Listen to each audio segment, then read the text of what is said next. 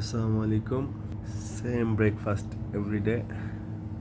আজকে অবশ্য bullet coffee আছে, এমসিটি অয়েল অ্যান্ড বাটার দিয়ে করা। আর প্রত্যেক দিন সকালে 2টা রুটি, আলু ভাজি। মানে রুটি ভাত খাওয়ার জন্য ডায়াবেটিসের ওষুধ খেতে হবে, ইনসুলিন। 1 কাপ ভাত খেতে হবে, তার জন্য ইঞ্জেকশন দিয়ে তারপরে 1 কাপ ভাত খেতে হবে। এসব মানা আমার জন্য খুবই কষ্টকর। সেই জন্য আগের থেকেই আমারও ডায়াবেটিস বর্ডার লাইন ছিল, এখন নাই। আর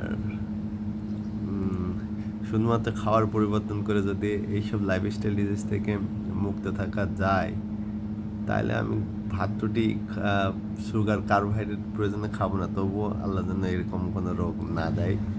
আর যাদের আছে তারা একটু খাওয়ার পরিবর্তন করে এই ইনজেকশন নেওয়া, ইনসুলিন নেওয়া, ওষুধ খাওয়া থেকে মুক্ত হওয়ার চেষ্টা করুন।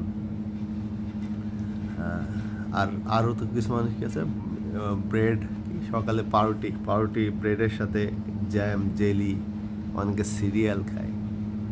এসবই অখাদ্য, কুখাদ্য। মানুষ যা আমাদের খাবে আমরা কি তাই খাবো? আসসালামু আলাইকুম, জাযাকাল্লাহ খাইর।